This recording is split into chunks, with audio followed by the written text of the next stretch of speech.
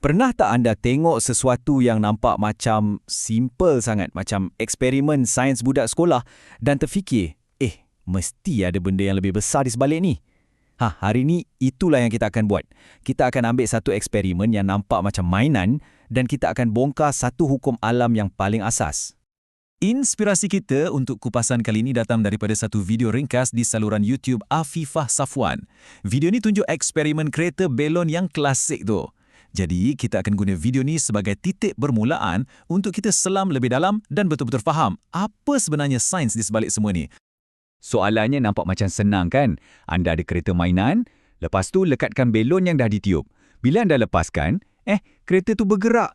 Tak ada enjin, tak ada bateri, tak ada remote control. Jadi, macam mana?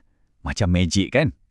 Jom kita mulakan siasatan kita. Bahagian pertama ni kita panggil misteri kereta belon.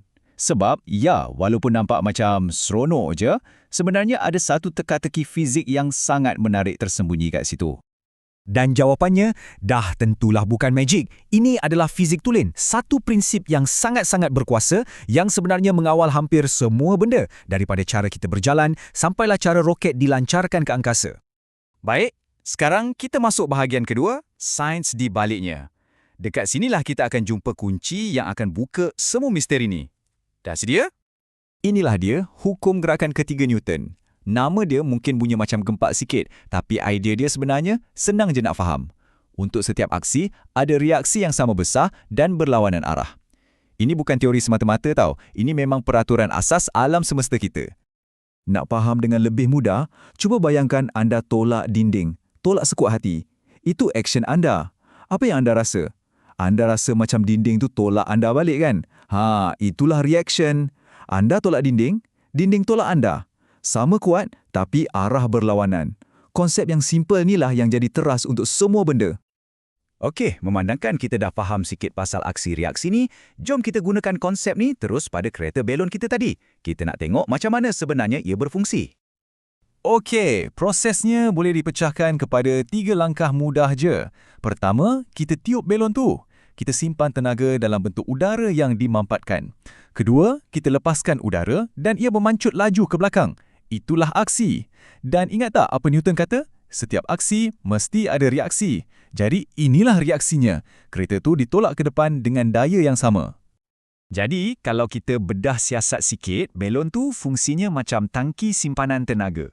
Udara kat dalam tu pula macam bahan api kita dan daya yang tolak kereta tu ke depan, kita panggil daya tujah, adalah hasil terus daripada reaksi tadi.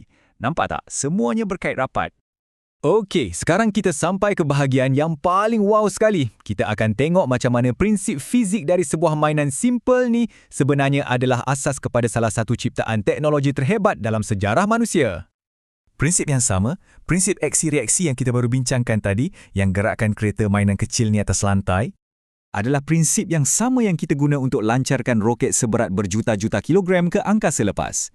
Ya, betul. Daripada mainan di bilik darjah kepada penaklukan angkasa. Fikirkan sekejap betapa hebatnya benda tu. Dan kat sini, kita nampak perbandingannya dengan sangat jelas. Untuk kereta belon, aksi dia, udara keluar ke belakang. Reaksi dia, kereta gerak ke depan.